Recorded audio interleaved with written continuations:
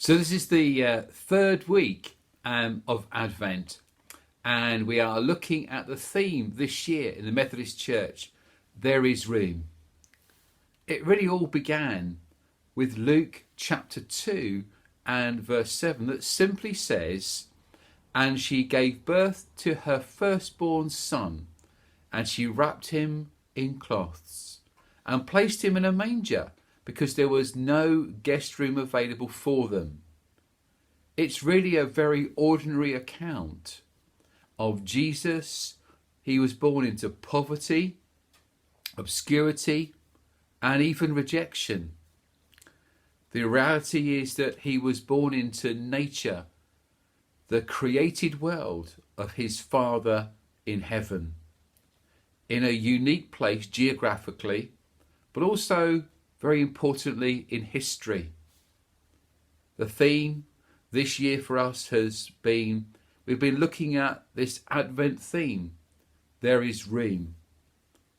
We have seen the nativity scene. We've seen things like the wise men, the sheep and the shepherds, Mary and Joseph, and sometimes in the nativity scene, an angel over the crib. We've thought about being a part of God's story and knowing his love for us from the very, very beginning of the creation of the world. There is a room for difference, and the wise men were strangers travelling to worship a king. Just last week we thought about the sheep and the idea of nature and thinking about all creatures and nature working together. And it presents us with a huge challenge on how do we care for the environment. But today we're going to be thinking about there is room for all ages. Mary was chosen by God to give birth to Jesus the Messiah, promised in the Old Testament.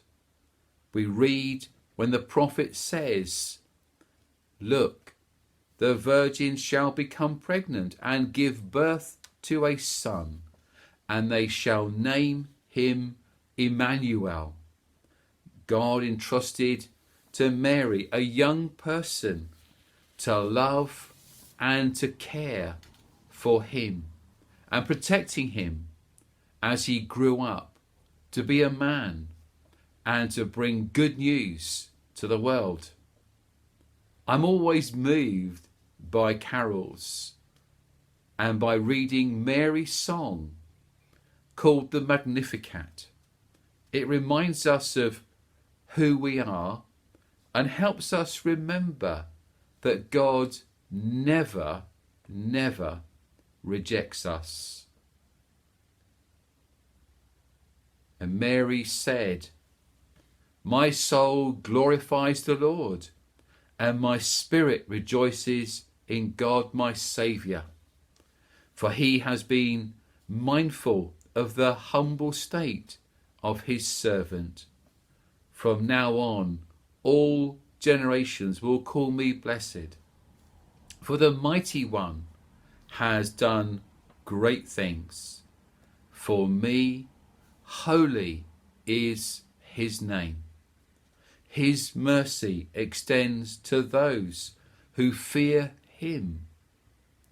From generation to generation, he has performed mighty deeds with his arms. He has scattered those who are proud in their inmost thoughts.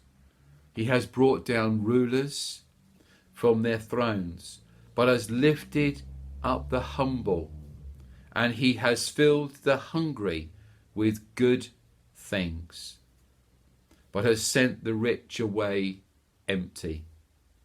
He has helped his servant Israel, remembering to be merciful to Abraham and his descendants forever, just as he promised his ancestors." Finally today, there is room for all ages. I can recall a Christmas carol entitled "In the Bleak Midwinter." The words say, "What can I give him, poor as I am? If I were a shepherd, I would bring a lamb. If I were a wise man, I would do my part. And yet, what can I give him? I can give him my heart." No matter what age we are, may we ask the question, what can I give to God this Christmas?